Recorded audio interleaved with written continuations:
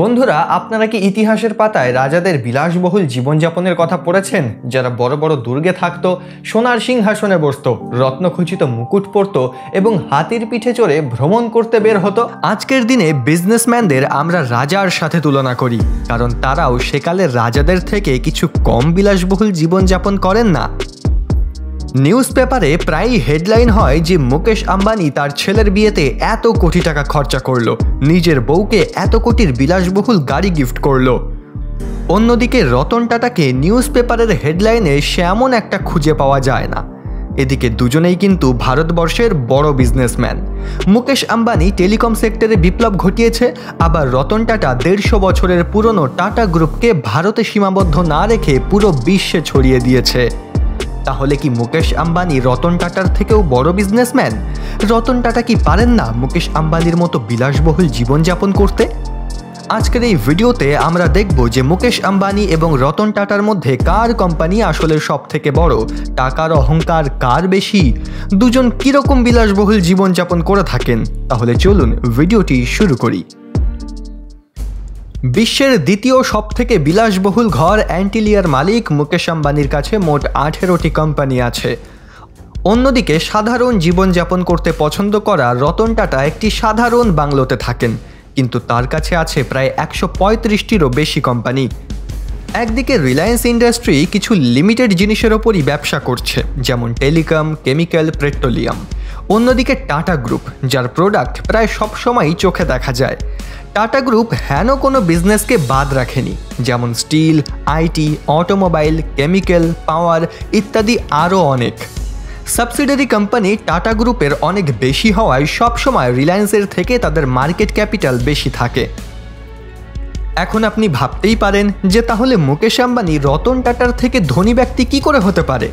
তাহলে আপনাকে বলে দিই যে বর্তমানে এশিয়ার সবথেকে ধনী ব্যক্তির তকমা মুকেশ আম্বানির কাছে আছে, আর এর কারণ রতন টাটা নিজেই।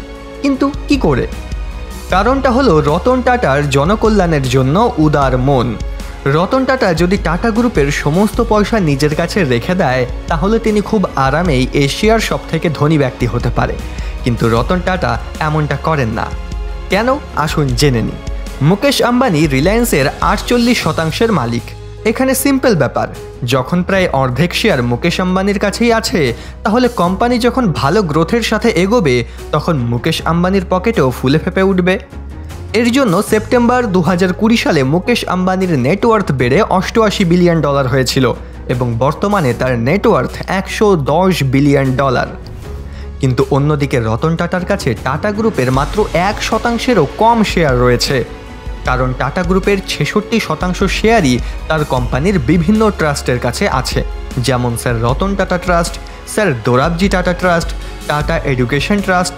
এই ট্রাস্টগুলি ভারতের শিক্ষা ব্যবস্থা, হেলথ কেয়ার, আর্ট অ্যান্ড কালচারের মতো বিভিন্ন সেক্টরকে আগে নিয়ে যাওয়ার জন্য কাজ করে। রতন টাটা নিজের ফ্যামিলির ভ্যালুকে আগে নিয়ে যাওয়ার জন্য কোম্পানির 2/3 শেয়ারকে দেশবাসীর জন্য দান করেছেন। যদি শুধুমাত্র 4টি শেয়ারকে তিনি নিজের নামে করে নেন, তাহলে তিনি শুধুমাত্র ভারতবর্ষের না, বরং এশিয়ার নাম্বার 1 ধনী ব্যক্তি হয়ে যাবেন। দ্বিতীয় বড় কারণ হলো যার যেরকম খরচা তার সেরকম চর্চা। দুজনের কাছেই গাড়ি, বাড়ি, সম্পদ সবকিছু আছে, কিন্তু মুকেশ আম্বানির খরচা বড় এবং রতন টাটার চর্চা কম। বলা হয় না, যো দিখতা হ্যায় ওহি বিকতা হ্যায়। এমনটা আম্বানির সাথেও হয়। দুনিয়ায় মুকেশ আম্বানির অনেক চর্চা হয়েছিল যখন তিনি তার মেয়ের বিয়েতে 110 কোটি টাকা খরচা করেছিলেন।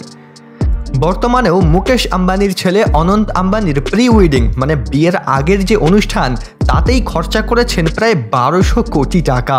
ভাবতে পারছেন? বিয়ের আগের অনুষ্ঠানে যদি এত টাকা খরচা হয়, তাহলে তো সামনেই তাদের বিয়ে, সেখানে হয়তো এর দ্বিগুণই খরচা করে ফেলতে পারেন।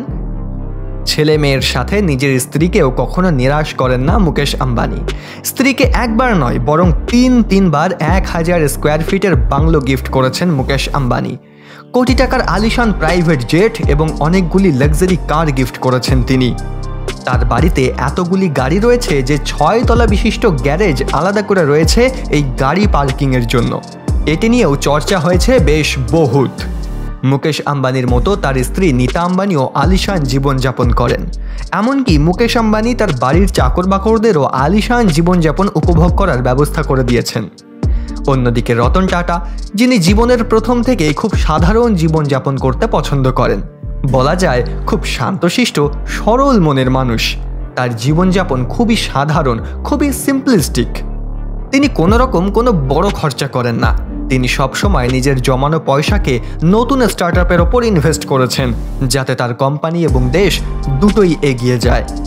তার টাটা হেলথ কেয়ার 25টি রাজ্য এবং কেন্দ্রশাসিত অঞ্চলগুলিতেও ছড়িয়ে রয়েছে।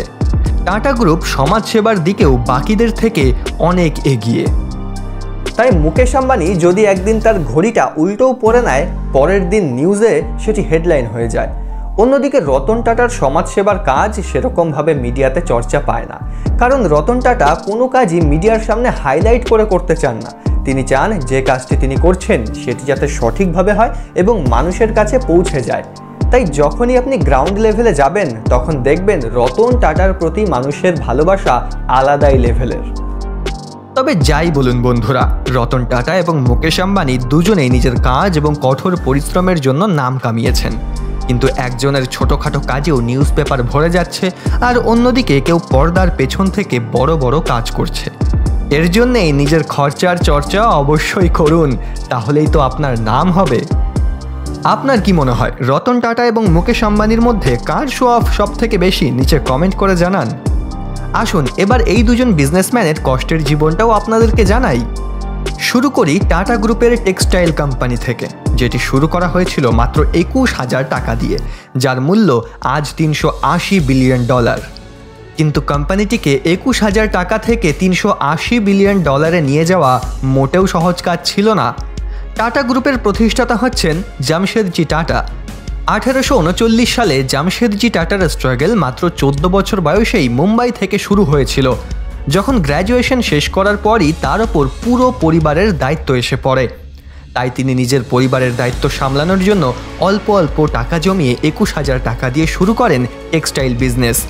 আর যখনই এই কাজে তার সফলতা মেলে, তখন তিনি নাগপুরে আরেকটি টেক্সটাইল মিল খোলেন। এই ব্যবসায় তিনি অনেক লাভের মুখ দেখেন। এরপর তিনি এমন 3টি প্রজেক্ট শুরু করার কথা ভাবেন, যার লাভ শুধুমাত্র তারই না, বরং দেশেরও ছিল। যদিও তিনি তার স্বপ্ন পূরণ নিজের চোখে দেখে যেতে পারেননি, কিন্তু তার ছেলে দোরাবজি টাটা তার পথেরই অনুসারী ছিল। তিনি iron and steel company, hydroelectric power plant স্থাপন করে নিজের বাবার স্বপ্ন পূরণ করেন।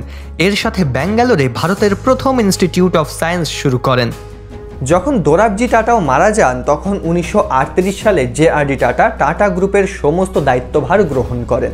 তিনি যখন টাটা গ্রুপের সাথে যুক্ত হন, তখন টাটা গ্রুপের হাতে মাত্র 14টি কোম্পানি ছিল, কিন্তু তিনি আস্তে আস্তে প্রায় 95টি কোম্পানিকে টাটা গ্রুপের অন্তর্ভুক্ত করেন। শুধু এই না, তিনি ভারতবর্ষের প্রথম এয়ারলাইন্সও চালু করেন, কারণ তিনি নিজেই একজন পাইলট ছিলেন। এই এয়ারলাইন্সের নাম দেন টাটা এয়ারলাইন্স। পরবর্তীকালে ভারত সরকার যখন এই এয়ারলাইন্সকে নিজের আয়ত্তে নেয়, তখন সেটির নাম চেঞ্জ করে রাখে এয়ার ইন্ডিয়া। এরপরে এই 3 পুরুষের বিজনেসকে আগে নিয়ে যান রতন টাটা। তিনি টাটা গ্রুপের বিজনেসকে পুরো বিশ্বে ছড়িয়ে দেন। আজ দেশের যুব সমাজ টাটা গ্রুপে কাজ করার জন্য মুখিয়ে থাকে। তাই তো আজ কোম্পানির নেটওয়ার্থ $380 বিলিয়ন গিয়ে পৌঁছেছে। চলুন এবার কথা বলি মুকেশ আম্বানিকে নিয়ে, যার একটি গাড়ির দামে কলকাতার বুকে 5টি বাংলো কিনে ফেলা সম্ভব। মুকেশ আম্বানির বিলাসবহুল বাড়ি অ্যান্টিলিয়ার ভেতরে 6 তলা শুধুমাত্র তার গাড়ি পার্কিংয়ের জন্য বরাদ্দ থাকে, যেখানে কলকাতার বড় বড় শপিং মলগুলোও বোধহয় 6 তলা বিল্ডিংয়ের সমান হয় না। কিন্তু প্রথমে এমনটা ছিল না।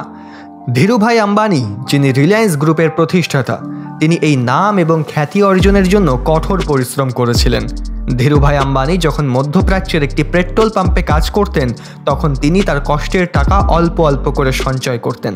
তার মাথায় সবসময় ব্যবসা করার একটা ঝোঁক ছিল। তিনি ভারতে ফিরে এসে অনেক পরিশ্রম করার পর রিলায়েন্স কমার্শিয়াল কর্পোরেশন শুরু করেন। তিনি প্রথমে মশলা এবং সুতোর ব্যবসা করেন। এই ব্যবসা যখনই একটু স্টেবল হয়, তখন তিনি ভিমল নামের একটি কাপড়ের কোম্পানি শুরু করেন। যদিও প্রথমে এই কোম্পানিটি কাস্টমার ধরতে পারেনি। এরপর রিলায়েন্স ইন্ডাস্ট্রি আস্তে আস্তে পেট্রোলিয়াম এবং টেলিকম সেক্টরে প্রবেশ করে এবং নিজের ব্যবসাকে ধীরে ধীরে বাড়াতে থাকে। বর্তমানে রিলায়েন্স ইন্ডাস্ট্রির নেটওয়ার্থ $210 বিলিয়ন। ধীরুভাই আম্বানি মারা যাবার পর রিলায়েন্স ইন্ডাস্ট্রিকে তার দুই ছেলে অনিল আম্বানি এবং মুকেশ আম্বানির মধ্যে ভাগ করে দেওয়া হয়। কিন্তু দুজনের কাজ করার ধরন সম্পূর্ণ আলাদা ছিল।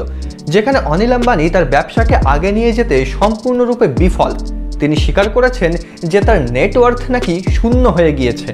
অন্যদিকে মুকেশ আম্বানি যুগের সাথে তাল মিলিয়ে নিজের ব্যবসাকে একটি ভালো জায়গায় নিয়ে গেছেন। ভারতে টেলিকম সেক্টরে তার কোম্পানি জিও বেশ ভালো রকম সাড়া ফেলেছে। এছাড়াও বিভিন্ন সেক্টরে মুকেশ আম্বানির কোম্পানি বড় বড় বিদেশি কোম্পানিকে টক্কর দিচ্ছে। বর্তমানে মুকেশ আম্বানির নেটওয়ার্থ 8 লাখ কোটি টাকা। বন্ধুরা, ব্যবসায় প্রতিদ্বন্দ্বিতা থাকবেই। মুকেশ আম্বানি এবং রতন টাটা দুজনেই ভারতবর্ষের স্বনামধন্য বিজনেসম্যান। এই দুজনেই ভারতবর্ষের যুবক যুবতীদের জন্য একটি আইডল। দুজনেই ভারতবর্ষের নাম পুরো বিশ্বে উজ্জ্বল করেছে। তাই তারা তাদের টাকা পয়সা কোথায় খরচা করবে, কতটা খরচা করবে, এটা সম্পূর্ণরূপে তাদের ব্যক্তিগত ব্যাপার। আমরা চাইব এনারা দুজনেই সফলভাবে নিজের ব্যবসাকে আরও এগিয়ে নিয়ে যাক, যাতে ভারতবর্ষের যুব সমাজ ব্যবসার প্রতি আরও উৎসাহিত হতে পারে। বাকি বন্ধুরা, আপনাদের কাকে পছন্দ নিচে কমেন্ট করে জানান। ভিডিওটি ভালো লাগলে ভিডিওটিকে একটি লাইক করুন এবং এরকম ইনফরমেটিভ ভিডিও দেখার জন্য চ্যানেলটিকে সাবস্ক্রাইব করে রাখতে পারেন।